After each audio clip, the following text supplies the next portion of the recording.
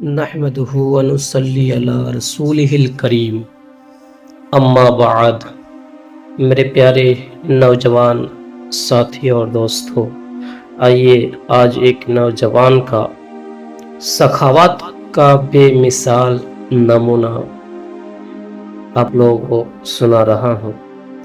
حضرت جابر بن عبداللہ بیان کرتے ہیں کہ نبی کریم صلی اللہ تعالی علیہ وسلم کے زمانے میں مالک بن ثعلبہ انصاری نامی ایک جوان تھا۔ اس وقت پورے مدینہ میں ان سے زیادہ متمول اور صاحب حیثیت کوئی نہیں تھا۔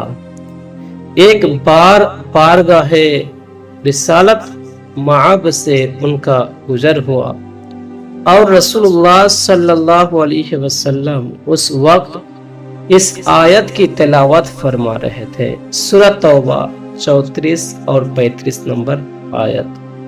والذین یکنزون الذھب والفضة ولا ينفقونها فی سبیل اللہ فبشرهم بعذاب علیم یوم یحمى علیہا فی نار جہنم فتکوی بہا جباہہم وجنوبہم وظہورہم ھذا ما کنزتم لانفسکم فذوقوا ما کنتم تکنزون۔ ترجمہ کنز ایمان۔ اور جو لوگ سونا اور چاندی کا ذخیرہ کرتے ہیں اور اسے اللہ کی راہ میں خرچ نہیں کرتے تو انہیں دردناک عذاب کی خبر سنا دے، جس دن اس نے اس پر دوزخ کی آگ میں تاب دی جائے گی، یعنی سونے چاندی پر دوزخ کی آگ میں تاب دی جائے گی۔ پھر اس تپے ہوئے مال سے ان کی پیشانیاں اور ان کے پہلو اور ان کی پیٹھیں داغی جائے گی، اور ان سے کہا جائے گا کہ یہ وہی مال ہے جو تم نے اپنی جانوں کے مفاد کے لیے جمع کیا تھا، سو تم اس مال کا مزہ چکھو جسے تم جمع کرتے رہے تھے۔ ان آیتوں کا اس جوان کے کان میں پڑنا تھا کہ وہی بے ہوش ہو کر گر پڑا۔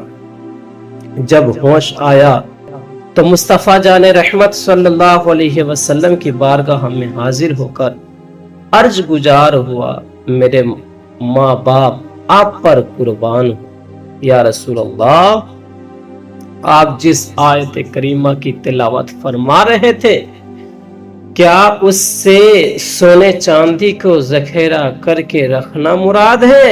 تو سرکار دو عالم صلی اللہ علیہ وسلم نے فرمایا، جی ہاں بالکل۔